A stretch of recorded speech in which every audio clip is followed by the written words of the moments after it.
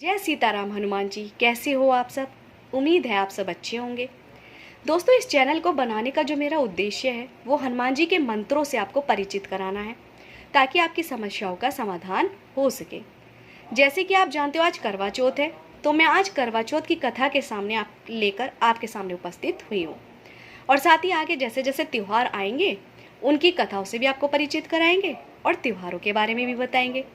चलिए आज मैं आपको करवा चौथ व्रत की कथा सुनाती हूँ। कार्तिक मास में यह त्यौहार मनाया जाता है और यह त्यौहार कृष्ण पक्ष की चतुर्थी को मनाया जाता है। इसके पीछे एक कथा है, वो क्या है सुनिए। प्राचीन काल में एक साहूकार था जिसके 7 बेटे और 7 पुत्र वधू थी और एक बेटी थी वीरावती। वीरावती जो थी वो 7 भाइयों की अकेली बहन थी और 7 भाई उसे बहुत जान से प्यार करते थे।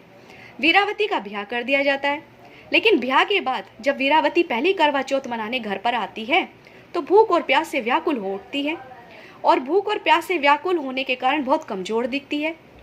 अब 7 भाई इस बात को लेकर बहुत परेशान थे।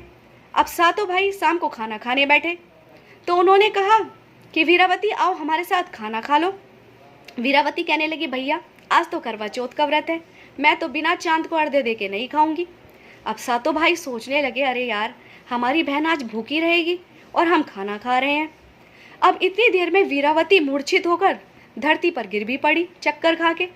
अब तो भाई और भी परेशान हो गए, सोचने लगे कि ऐसा क्या करें जिससे हमारी बहन खाना खा ले। उन्होंने एक चाल सोची।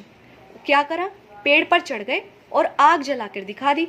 और एक भाई गया वीरावती को बुलाने कि वीरावती चांद निकल आया है, जल्दी आ जाओ और जल दे लो और अपना व्रत खोल लो।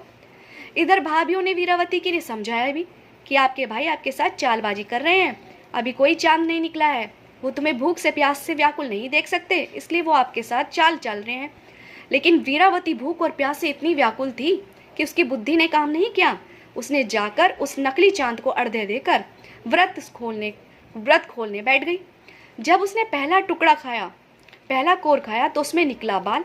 जब वो दूसरा टुकड़ा खाने बैठी तो उसे आ गई छींक और जब वो तीसरा टुकड़ा खाने बैठी तो उसके ससुराल से आ गया बुलावा कि उसका पति मर चुका है। अब वीरावती का रो रो के बुरा हाल कि माता रानी मैंने ऐसा क्या कर दिया जिससे आपने मेरे पति को मार दिया। तो करवा चौथ माता उसके सामने प्रकट हुई और कहा वीरावती तुमने बिना चांद को अर्घ्य दिए अपना व्रत खोल लिया है, जिसके तुम्हारे कारण ये तुम्हें सजा मिली है।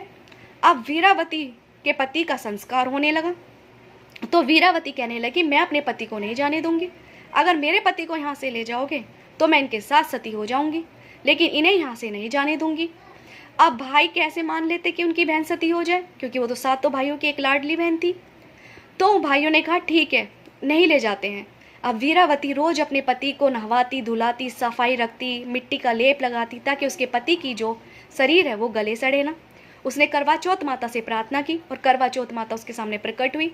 उसने कहा माँ मेरा पति जिंदा हो जाए। करवा चौथ माता ने कहा देखो वीरावती तुम एक काम करो, 12 मास के चौथ व्रत करो और उसके बाद करवा चौथ का व्रत करो, तुम्हारा पति जरूर जिंदा हो जाएगा।